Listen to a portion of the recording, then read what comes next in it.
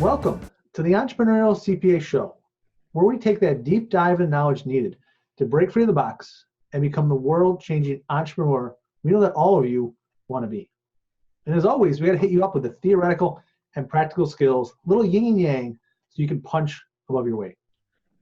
As always, your co-hosts with the most are here to help you on this journey. And we've got one of our favorite shows. You know, this time of year, it's tax season, it's busy season. We're going to be talking about being tired of taxes, because we know you are. It's only January and you're already tired of taxes.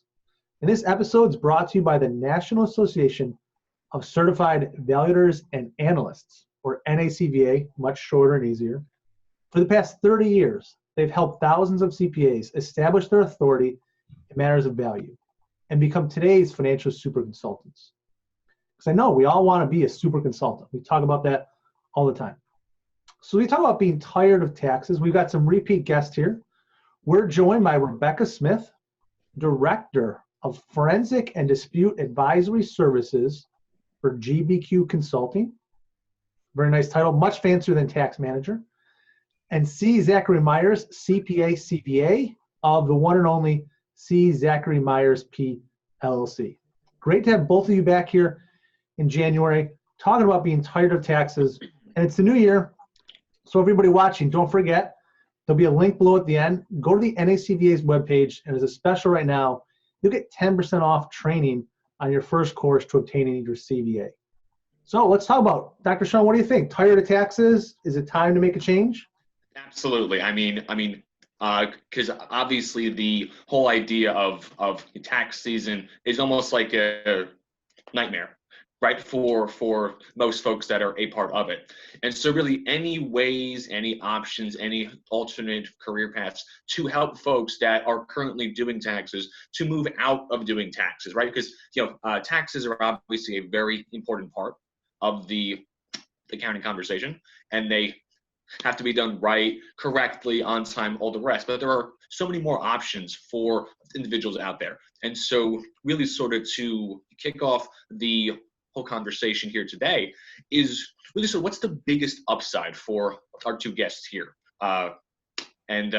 Zach, the biggest upside from a work point of view from moving outside of taxes to doing more sort of valuation-based work?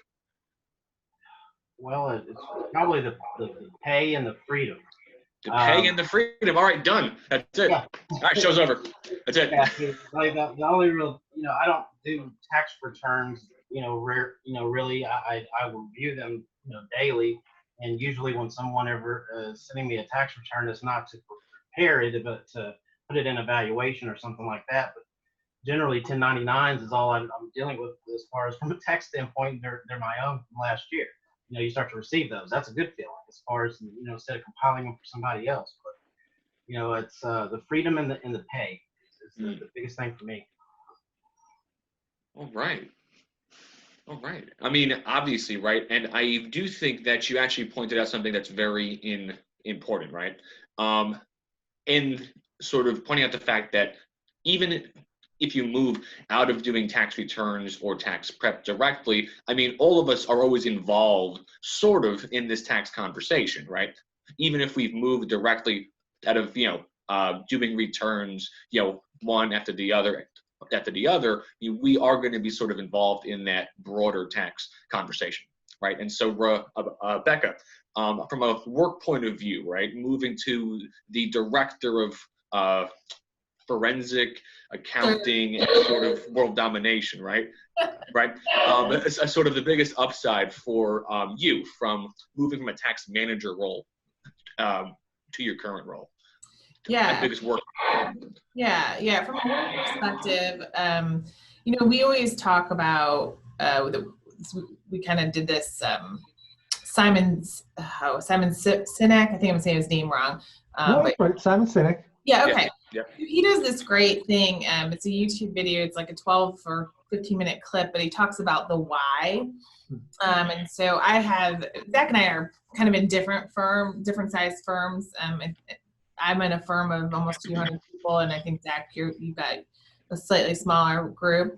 So I have a group of people then we sat down and we talked about like why accounting, why do we do what we do? Because the consulting area, and in particular, if you're in any of the consulting area where there's disputes, can be a lot of pressure.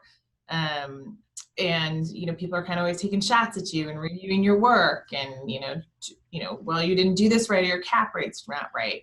And so, or you're doing a divorce, and that seems a little, who wants to do divorce work?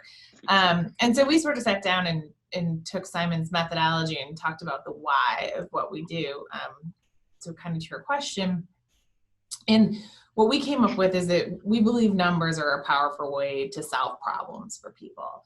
And tax is still a little bit more compliant. There's actually a huge, I think, consulting aspect to tax as well. But for the most part, a lot of what you do in tax is compliance. What we do over on the valuation and the consulting side is we help people solve problems. And that's really rewarding. I find that to be one of the most energizing things about what we do. If someone comes to you and they're in the midst of a divorce, and you can find a way to use math to help get them past that. If you can use, sort of your superpowers to help someone in a commercial litigation, get done with that, resolve that issue, and get back to the business of running their business. So for me, the rewards far outweigh what the rewards were for me when I was doing taxes. Mm-hmm. So that's, for me, that's a huge benefit. The other thing is, I really enjoy the aspect, sort of the entrepreneurial aspect of this business. I started the practice at GBQ. I built the practice on my own at GBQ. And so for me, it's like, that entrepreneurial spirit of getting to go out and find work and work with clients and build that practice was a really big challenge, but also an incredible reward when it was successful. That's great. And I think part of that reward is you move away from being tired of taxes. It's the work side, like you talk about, you're that superhero now. But Rebekah, like on the personal side, how has this helped you have a better life? Because there's the two sides to all of us. There's work and there's home life. How has it helped you outside of work be more happy and be a better superhero outside of the office? Yeah. So, the busy season and I prepared taxes for 8 years. So, the busy season for tax season, historically has been January through April, and then you ramp up again in September, and then you ramp up again for year-end planning. And I see it with my partners and my colleagues that surround me, because we have a large tax practice.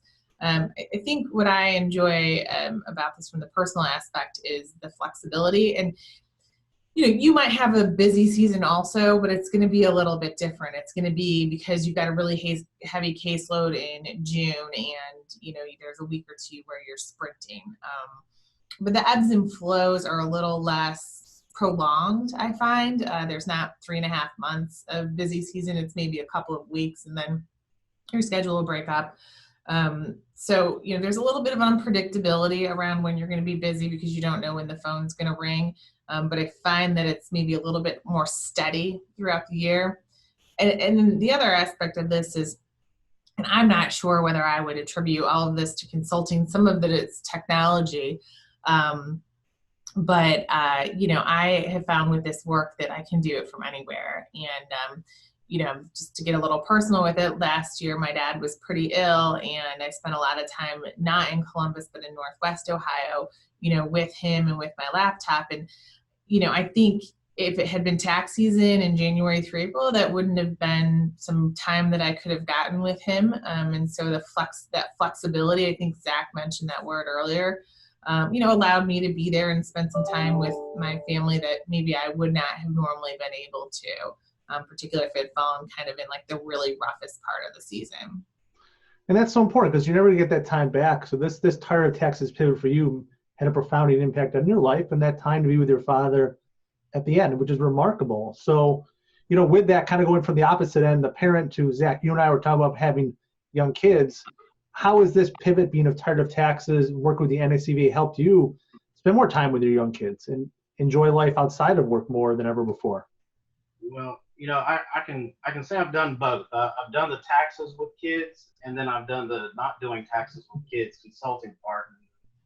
the consulting part is way better. You know, it's hard to balance life and work.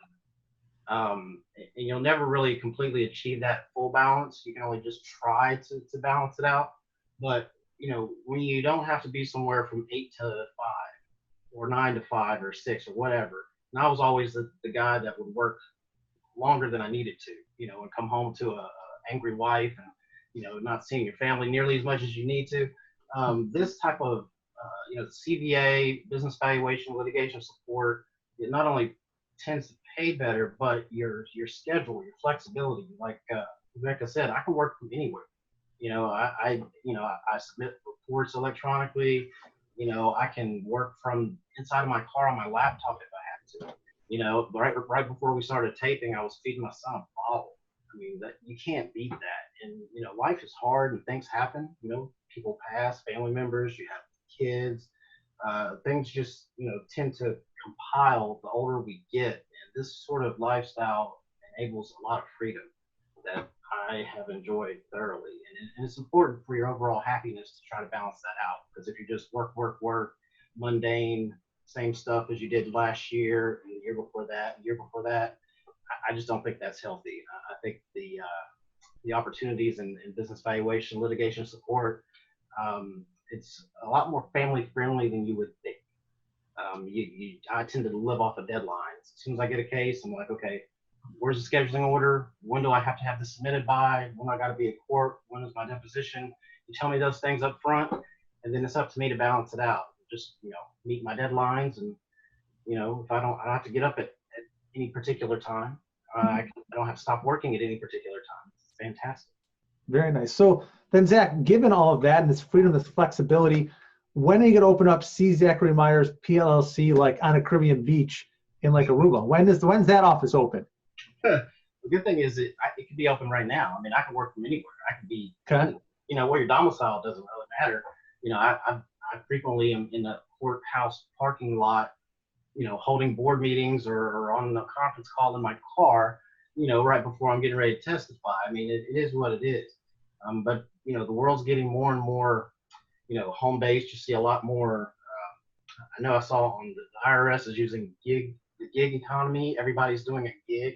Yep. Like, you know, they're working, you know, self-employed, either, you know, completely or partially. And I think it's going to move more and more towards that.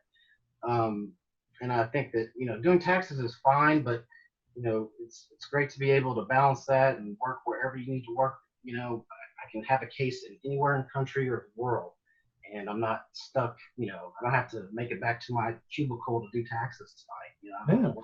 I mean, even right here, I think 3 of the 4 of us are working from home right now. Rebekah, I assume you're in the GPQ office? I am. So even on this, like, statistically, we got 3 of the 4 of us, you know, living the dream, working from home. So Dr. Sean, talk about living the dream. What are your final parting thoughts on this for everybody watching, making this pitch and hearing from what Rebekah and Zach had to say? Sure. So probably it's a part A and a part B, right? So the part A is the wrap-up thoughts, right? Is that the whole concept of work-life balance is a hot topic every year, but the whole topic is almost always focused either on the audit side or the tax side.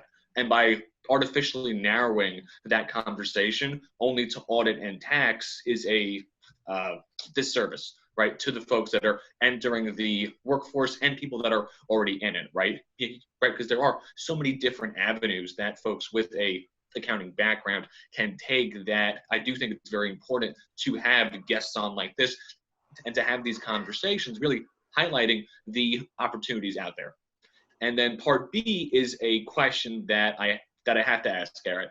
Have there been questions linked to valuation or forensic cases linked to any cryptocurrencies yet that have crossed your desk? Yeah? Yeah.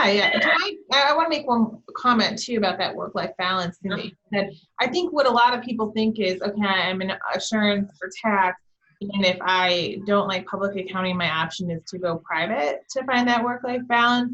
And I think a lot of times that people aren't understanding the opportunities they're on the consulting side in order to achieve that outside of sort of the core practices. Mm-hmm. But your Yeah, question was about absolutely. cryptocurrency. I've had a couple of cases with cryptocurrency. Nice. Okay, perfect. And we just made Dr. Sean's day, so he's happy for like a week Thrilled. now. He's got his crypto talking. He's good. Nice. So with that, we're out of time, everybody. So Zach and Rebekah, thank you again for being guests. Thank you, everybody, for tuning in. Don't forget, you can click to subscribe to the YouTube channel. And if you're listening to this and you feel like, man, I'm tired of taxes, tired of that grind, I don't want to go through yet another busy season after busy season. It's time for a change. Join the thousands upon thousands of CPAs who specialize in business valuation. Transform your career and your life with the most widely recognized business valuation credential, the Certified Valuation Analyst. To learn more about how to take this plunge, make this pivot, and stop being tired of taxes, visit the website listed below and enter the discount code C3BV for a special entrepreneurial CPA show offer. Start your path today, becoming that superhero Rebekah talked about. And as always, we challenge you, take action today to change the world and invest in yourself.